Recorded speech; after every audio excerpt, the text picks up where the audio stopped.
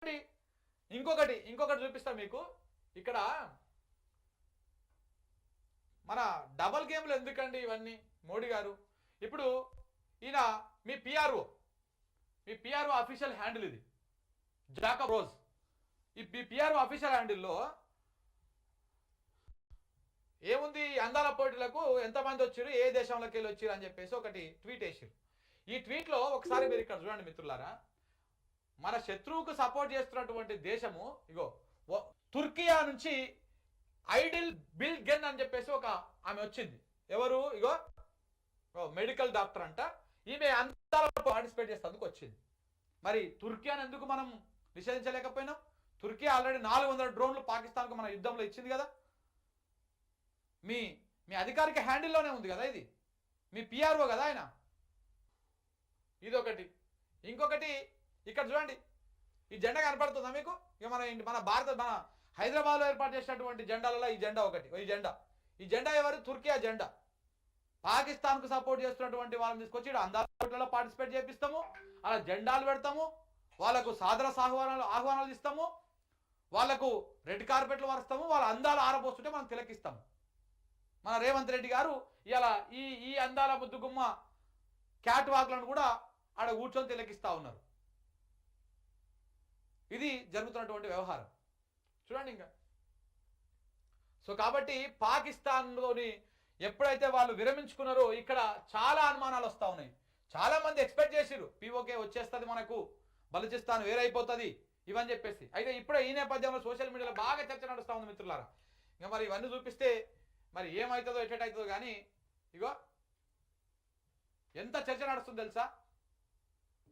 ఇగో అప్పట్లో ఇందిరాగాంధీ మాట్లాడినటువంటి స్పీచ్లు బయటకు వస్తూ ఉన్నాయి.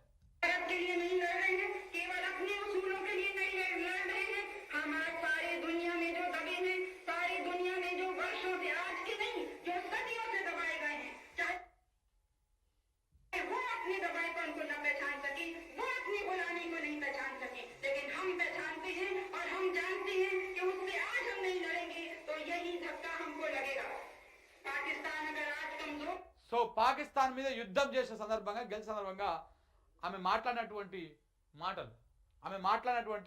మాటలు ఇందిరాగాంధీ.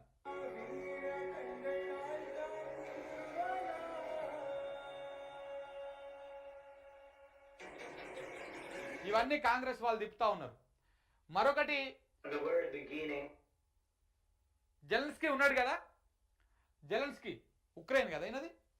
సో ఈయన ట్రంప్తో విభేదించి పోరాడిండు. 3 సంవత్సరాలు రష్యాని అయితే ముప్పు తిప్పలు పెట్టిండు. అది చిన్న దేశమే ఉక్రెయిన్, ముప్పు తిప్పలు పెట్టిండు ఏంది ఈయనతో విభేదించి. మన మోడీ గారు మాత్రం ఆయన దగ్గర మోకరిల్లిపోయిందని చెప్పేసి సోషల్ మీడియాలో బాగా నడుస్తూ ఉంది. ఎంత ఉంటుంది ఉక్రెయిన్కి? ఇంత ఉంటుంది.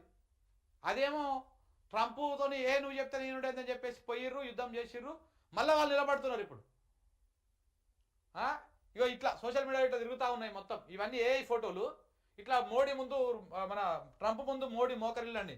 ఈ పాకిస్తాన్ వాడేమో మేము భారత్ను తుక్కుగా చేసామని చెప్పేసి వాళ్ళు ప్రచారం చేసుకుంటా ఉన్నారు. ఇగో యుద్ధం గెలవడం తెలుసు, ఎన్నికలు గెలవడం తెలుసు అని చెప్పేసి ఇక్కడ రాజీవ్ మన ఏమంటే ఇందిరాగాంధీని మోడీని పెట్టి టాలీ చేస్తా ఉన్నారు కాంగ్రెస్ హ్యాండిల్స్ మొత్తం. కాంగ్రెస్ హ్యాండిల్స్. ఇప్పుడు దేశం పరువు పోయినట్టు కాదా ఇది?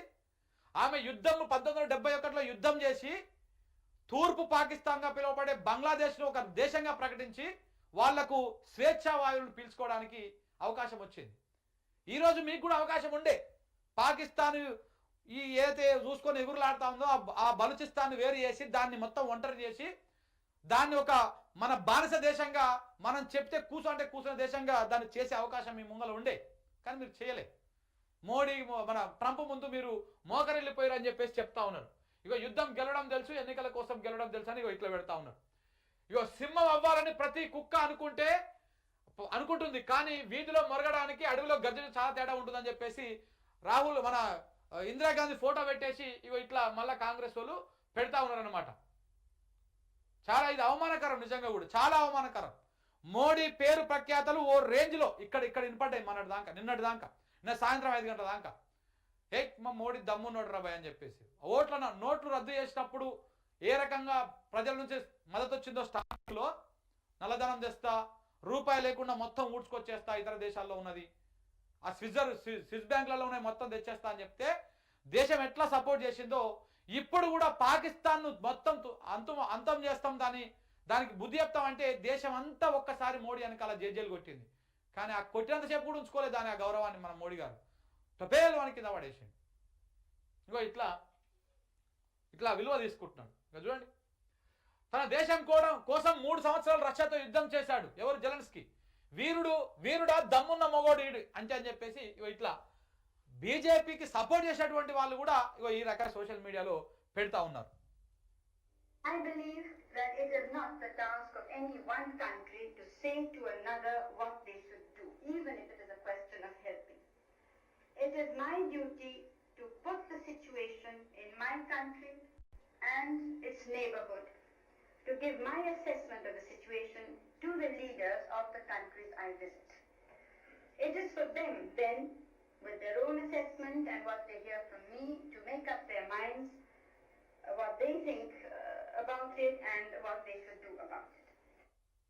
అప్పుడు ఇందిరాగాంధీ మాట్లాడినటువంటి మాటలు. ఇక్కడనేమో నేషన్ ఫస్ట్ అని చెప్పేసి వాళ్ళు అంటుంటే ఓట్ ఫస్ట్ అని చెప్పేసి బీజేపీలు అంటారంట. మోడీ గారి ఫోటో, మన గౌరవనీయులైనటువంటి కేంద్ర హోంశాఖ మంత్రి గారి ఫోటో, రక్షణ శాఖ మంత్రి గారి ఫోటో పెట్టేసి మాకు ఓటే కావాలి అని వీళ్ళు అంటుంటే మాకు నేషన్ కావాలని చెప్పేసి వాళ్ళు అంటారు అని చెప్పేసి ఇట్లా పెట్టేసారు. బాయ్ ఇజ్జత్ మొత్తం బాయ్. ఇగో prime ministers of India who did not give, ఇంకా కొంత బూత్ పదాలు వాడి పెట్టిర్రు ఇవన్నీ కూడా. సో కాబట్టి ఇక్కడ శాస్త్రి మన నెహ్రూని పెట్టిర్రు, ఇందిరాగాంధీని పెట్టిర్రు, వాజ్పేయిని పెట్టిర్రు, మన్మోహన్ సింగ్ని కూడా పెట్టి వీళ్ళు వణికించిర్రు, వీళ్ళు ఏ రకంగా చేసిర్రు, ఇప్పుడు మన మోడీ గారు ఏం చేస్తున్నారు, ఇట్లా చేస్తున్నారు అని చెప్పేసి కూడా పెడతా ఉన్నారు. ఇదంతా కూడా మోడీకి ఎంత గౌరవాన్ని ఎంత కీర్తిని తెచ్చేసేటువంటి ప్రయత్నం చేసిర్రో అదంతా కూడా ఒక్కసారి డమాలు అని పడిపోయింది కాల్పుల విరమణ ఒప్పందం చేసుకోవడంతో.